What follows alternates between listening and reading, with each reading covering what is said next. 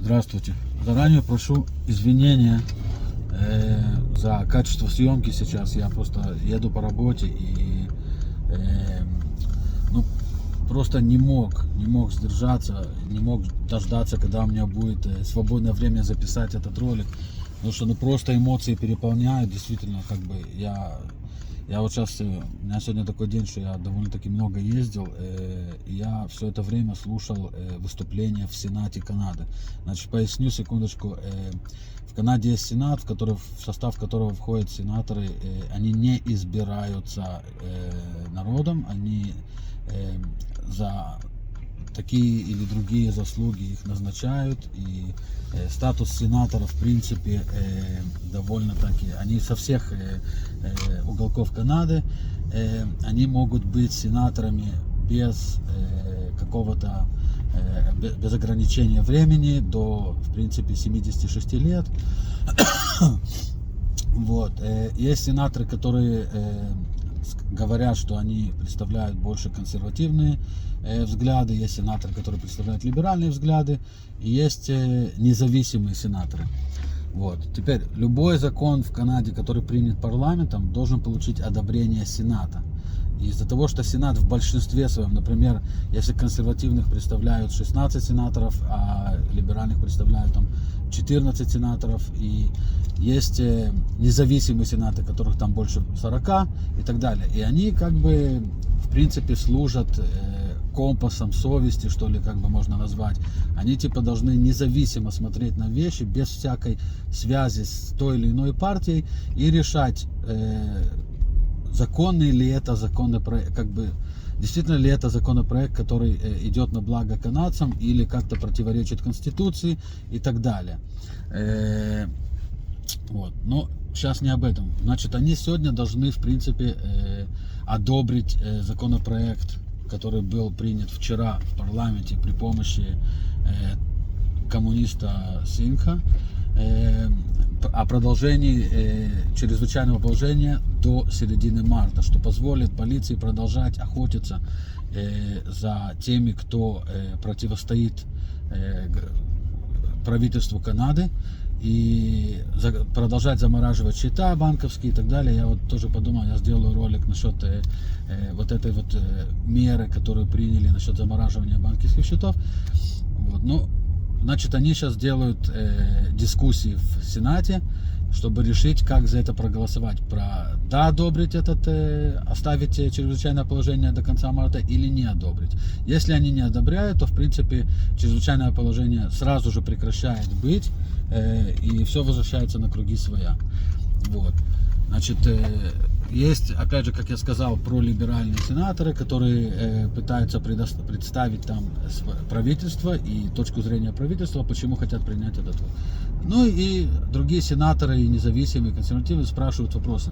Но знаете, я заметил, я послушал, ну, может быть, я пропустил, если честно, я как бы не сидел, не отрываясь и слушал, но послушал там где-то пара часиков. И были вопросы разные, и почему, если правительство знало, что будет этот протест, почему ничего не сделали заранее, и так далее. Да, но вот есть два вопроса, которые никто из них не спросил.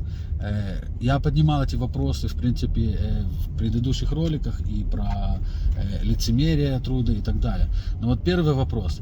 Как так получается, что если год назад, даже меньше года назад, ну, приблизительно год назад, когда Индия столкнулась с протестами фермеров у себя, и тоже были незаконные блокады дорог и так далее, оставим на секунду этого коммуниста, который вообще непонятный, поговорим о Трудо. Трудо выступил, неважно, кто на него даны, но он выступил и сказал, что он поддерживает эти протесты, и что он очень рекомендует индийскому правительству не пользоваться насилием, а открыть дипломатический канал и начать диалог с протестантами.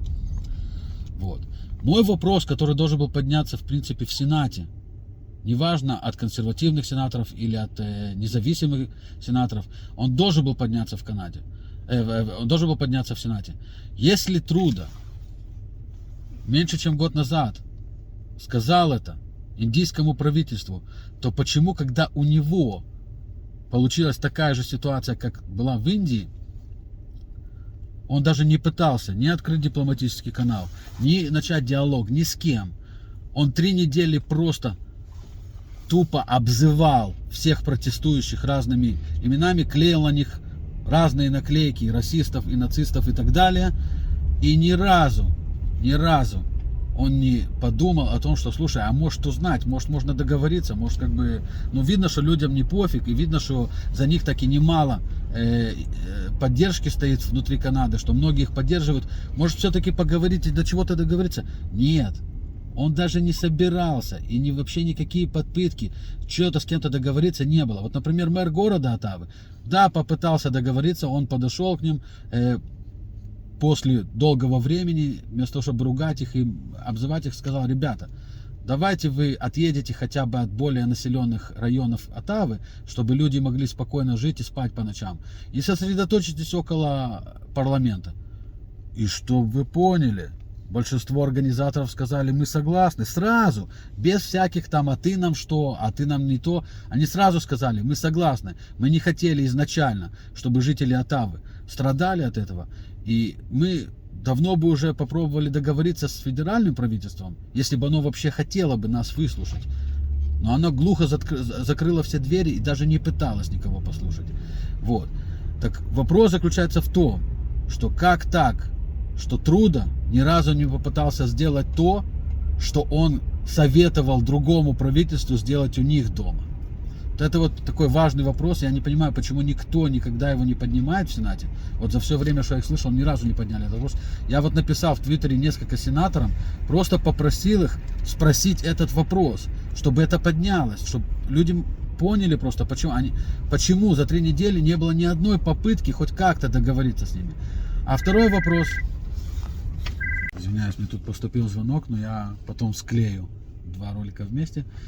Значит, вот этот вот самый главный вопрос, на мой взгляд, который никто не поднял. А второй вопрос. Понимают ли сенаторы, что этот акт, который они хотят оставить до середины марта, в принципе, идет для того, чтобы начались политические репрессии в Канаде? Чтобы полиция и правительство могли преследовать всех, кто не согласен с правительственной линией, которую они проводят, всех, кто не согласен, всех, кто что-то когда-либо сказал, потому что этот акт, я говорил до этого, он предусматривает, даже если я сейчас на Твиттере напишу что-то и скажу, что вот там правительство делает неправильно или так далее, они в принципе без суда, по идее, могут дать мне штраф или, если я слишком много выступаю, даже посадить меня в тюрьму. И это просто, как бы опять же, это просто политическая репрессия. Как ее ни крути, ни верти, по-другому, можно назвать ее по-разному, но это то, что происходит на самом деле.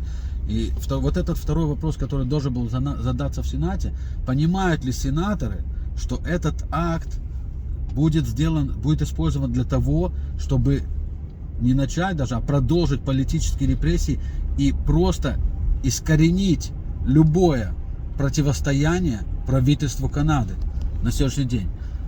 Опять же, говорили про аналогию с нацистской Германией, но в принципе так это все и происходит. Хотят они в это верить, не хотят они верить, это то, что происходит на самом деле. Вот. Поэтому как бы я и считаю, что то, что сейчас происходит в Сенате, опять же, у них есть еще время по дискуссии, поделать дискуссии и так далее. Я не знаю, может быть, они и придут к какому-то более нормальному знаменателю, и кто-то, может, так и все-таки спросит. Я послал нескольким сенаторам в Твиттере эти 2 вопроса и сказал: просто спросите. Я не говорю там, как вам голосовать и что, это ваше дело, это ваше право и это ваша совесть. Но просто вот задать эти 2 вопроса и посмотреть на реакцию людей в Сенате, что они по этому поводу думают. Вот. Ну вот такой вот ролик. Опять же, извиняюсь за то, что делаю это во время поездки, потому что, ну, действительно, как бы настолько переполняют эмоции и настолько обидно. Причем говорю тоже с рядовыми канадцами, которые в принципе не понимают, как правительство может сказать, что если в течение 8 дней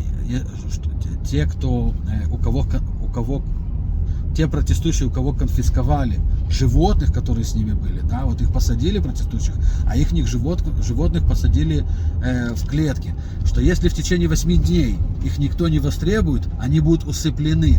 Да, вы не ослышались, это то, что сказала полиция Оттавы. Они конфисковали тех животных, протестующих, которых посадили. Если в течение 8 дней они не будут востребованы, их усыпят, животных усыпят. Понимаете, до чего дошла демократия в Канаде? И Сенат об этом ничего не говорит даже. И никто об этом ничего не говорит. Даже все вот эти вот любители животных, которые кричат, что животных надо любить, они об этом не говорят. Вот теперь представьте себе, до чего дошла демократия Канады. Еще раз извиняюсь за качество съемки, но очень хотелось вам это высказать. Будем на связи. Сделаю ролик скоро насчет, как банковская система, в принципе, является орудием политических репрессий на сегодняшний день в Канаде.